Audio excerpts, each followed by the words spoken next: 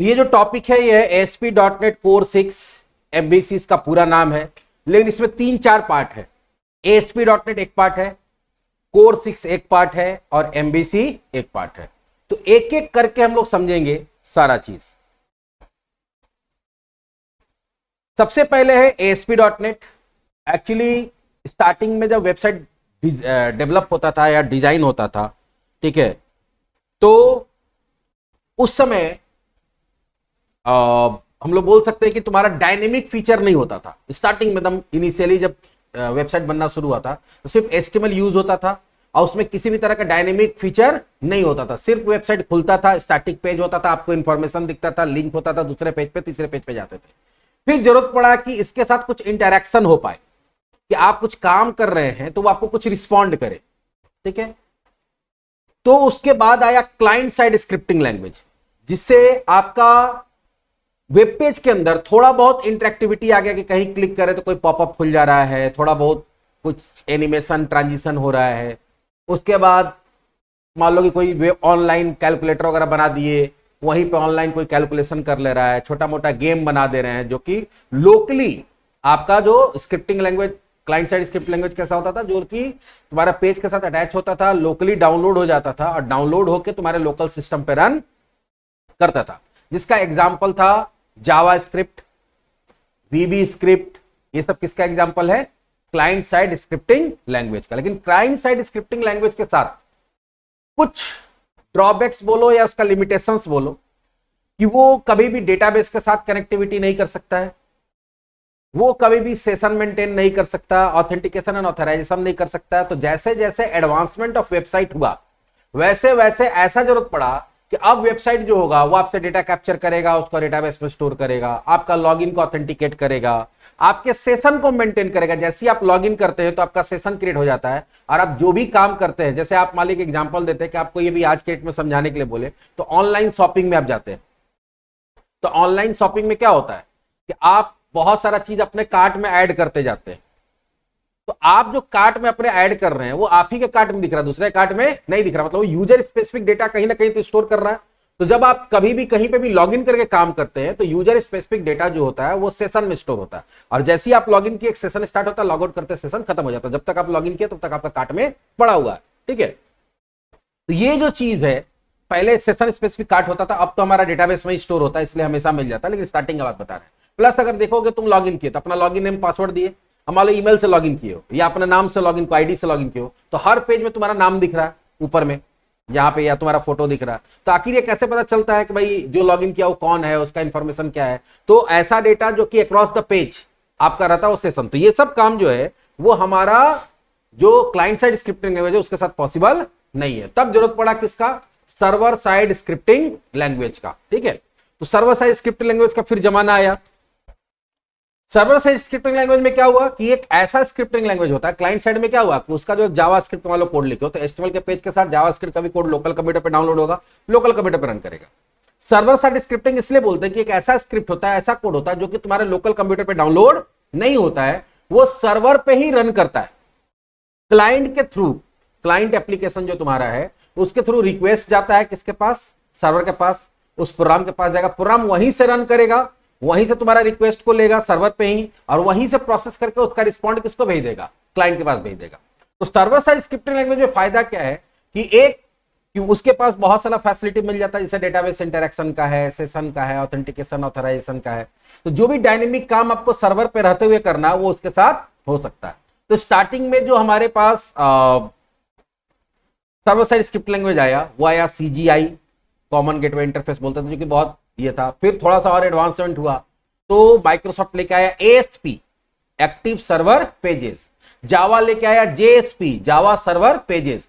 ऐसे करके बहुत सारा क्या हुआ मार्केट के अंदर, सर्वर साइड स्क्रिप्ट लैंग्वेज आया, PHP आया, ठीक है, जिसके through server side scripting language का कोडिंग किया जाता था। ऐसा स्क्रिप्ट लिखा जाता था जो सर्वर पर रहते हुए रन करता था, वहीं से काम करके क्लाइंट से रिक्वेस्ट लिया, प्रोसेस किया, वहीं से आपको रिस्पॉन्ड कर दिया।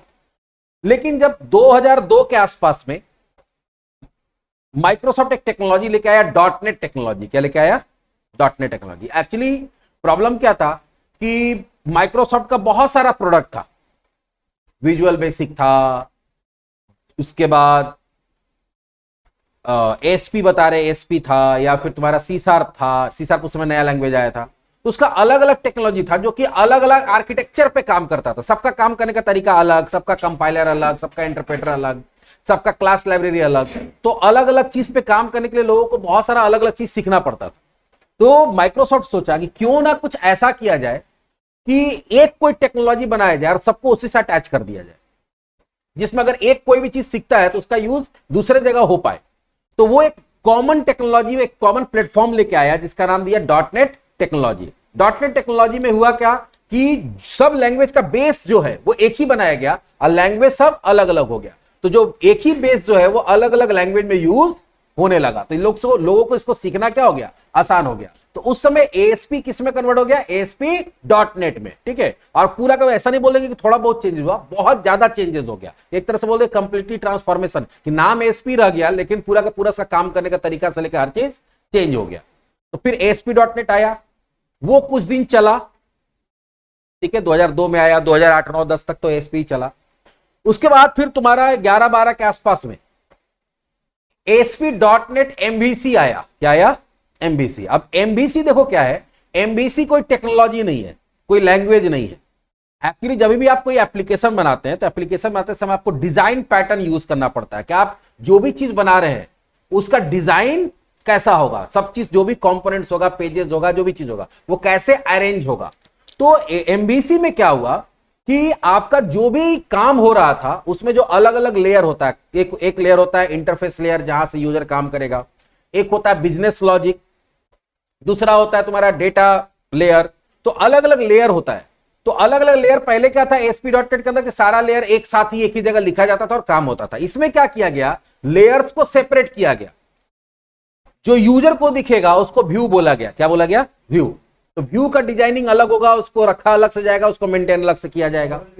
हाँ, उसके बाद जो बिजनेस लॉजिक होगा, जो डेटा रिसीव करने का काम करेगा, ठीक है, उसमें कुछ चेकिंग वेकिंग करना उसका काम करेगा, ठीक है, तो प्लस डेटाबेस के पास फिर भेजेगा, उसको क्या बोलते थे, बिजनेस लॉजिक। बिजनेस लॉजिक को यहां पे क्या बोला गया, कंट्रोलर।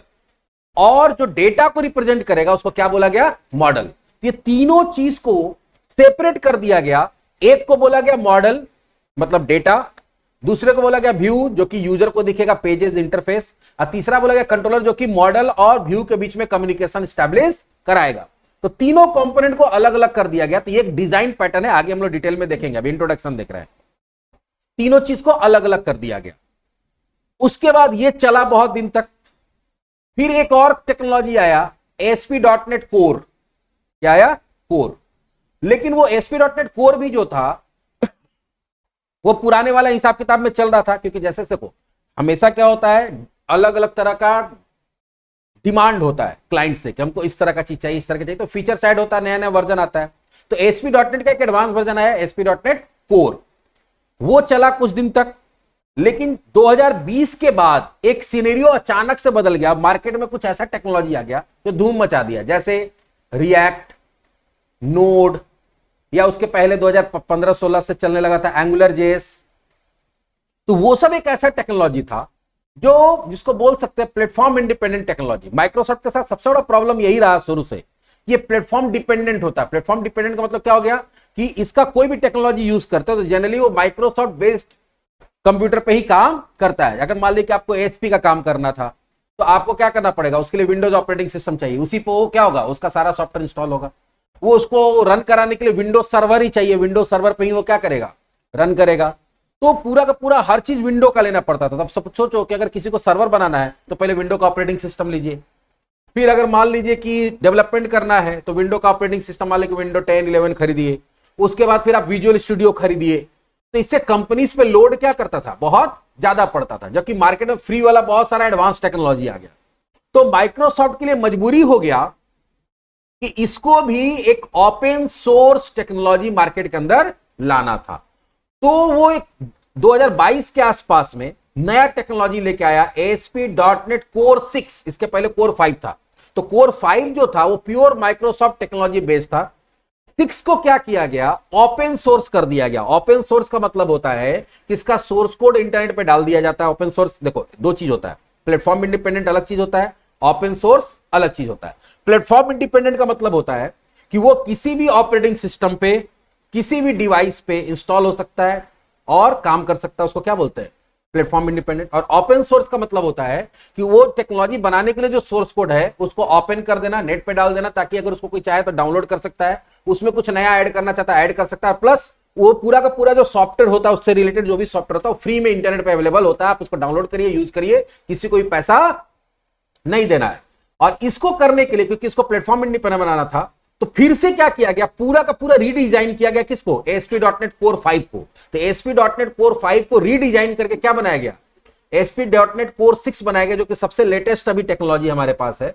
और इसको इस तरह से रीडिजाइन किया गया कि ये किसी भी ऑपरेटिंग सिस्टम पे काम कर सके। वो विंडो पे भी काम करेगा, लिनक्स पे भी काम करेगा, मैक पे भी काम करेगा, और बाकी कोई भी ऑपरेटिंग सिस्टम है उस पे भी काम करेगा। और दूसरा बात क्या है कि इसको यूज करने के लिए किसी भी तरह का कोई पेमेंट देने का जरूरत नहीं है, किसी भी तरह का लाइसेंसिंग का जरूरत नहीं, क्योंकि ओपन सोर्स है। तो ASP सर्वर साइड स्क्रिप्टिंग है। बाद में उसका एडवांस वर्जन क्या आया, ASP.NET, जो कि .NET टेक्नोलॉजी से रिलेटेड था। बाद में एक डिजाइन पैटर्न आ गया MVC, और उसके बाद फिर एक नया चीज आया कोर, और अब जो सबसे लेटेस्ट है वो क्या है, ASP.NET Core 6 MVC। तो ये हमारा वेबसाइट को डेवलप करना, अभी तक हम लोग जो भी पढ़े वो डिजाइन करना पड़े, जो कि तुमको यूजर को दिखेगा, लेकिन जो बैकएंड में काम होता है, अब हमारा काम क्या होगा, बैकएंड का जितना भी प्रोसेस होता है, चाहे वो तुम्हारा डेटाबेस जनरेशन है, डायनेमिक पेज जनरेशन है, ऑथेंटिकेशन है, ऑथराइजेशन है, सेशन है, ये सब चीज से रिलेटेड हम लोग कहां का पढ़ाई करेंगे अब, ASP.NET Core 6 MVC में। तो ये हमारा एक तरह से बोल सकते हैं हिस्ट्री बता दिए। तो ये हमारा क्या हो गया, एक तरह का सर्वर साइड स्क्रिप्टिंग लैंग्वेज हो गया, जो क्या है, ओपन सोर्स है। ठीक है, तीसरा चीज क्या है कि ये हमारा फ्री में अवेलेबल है।